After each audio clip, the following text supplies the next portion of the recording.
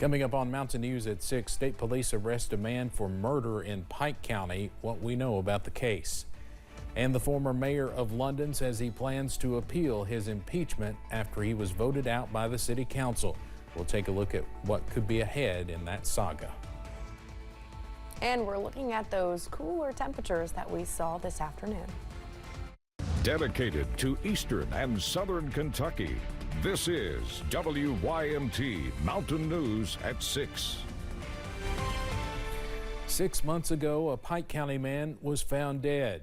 Today, troopers arrested the man they believe to be responsible for his murder. WYMT's Buddy Forbes has the latest.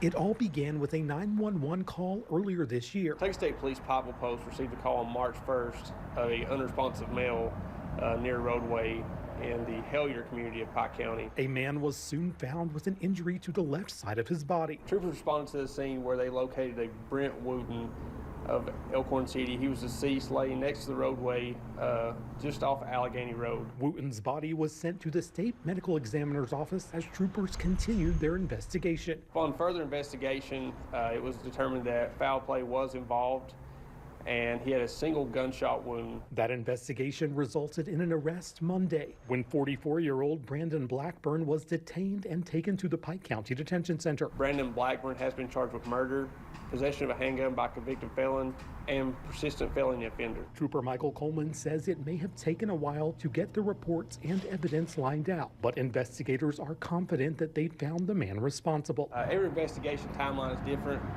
With this investigation, sending the body off to the medical examiner's office, getting the autopsy, determining the exact cause of death. Takes a little bit of time getting those reports back. The detectives here did a really good job with the investigation, and were able to come to the conclusion and make an arrest. In Pike County, Buddy Forbes, WYMT Mountain News. No further information about the murder or the motive have been released at this time. Kentucky State Police are investigating a deadly motorcycle crash in Letcher County this past weekend. WYMT's Neely Green spoke to police and has more on that.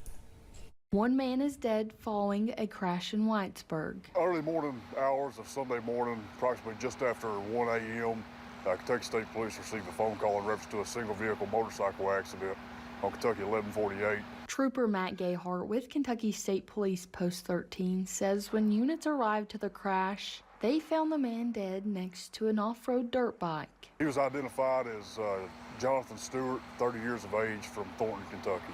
During their investigation, troopers found it was the wet surface of the road that caused the crash. It was determined that the slippery surface of the roadway caused the motorcycles to collide with the guardrail, unfortunately causing fatal injuries. Troopers say Stewart was not wearing a helmet at the time of the crash. Kentucky State Police just encourages everybody, if you're operating any type of off-road vehicle or all-terrain vehicle, to please make sure that you're wearing a helmet.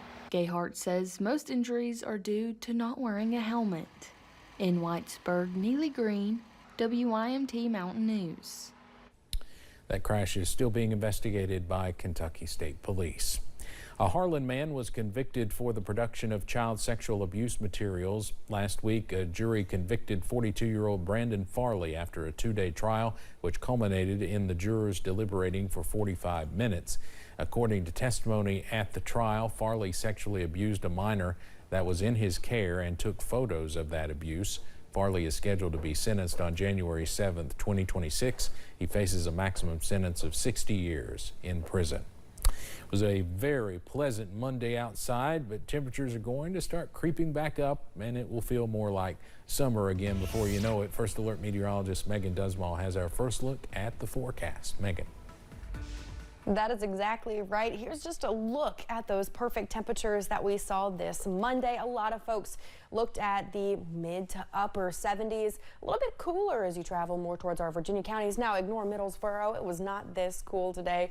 The sensor just went down a little bit earlier in the day. Now, in terms of what we're going to see this week, we'll continue to gradually warm up, seeing chances for above average temperatures this weekend.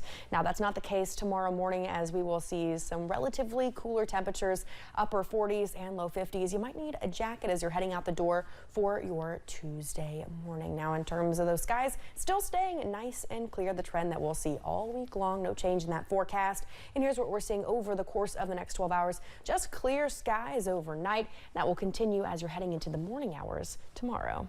Steve. All right, Megan, thank you. A Pike County woman was arrested last week after police say she stopped her Jeep in the road with a child in the car.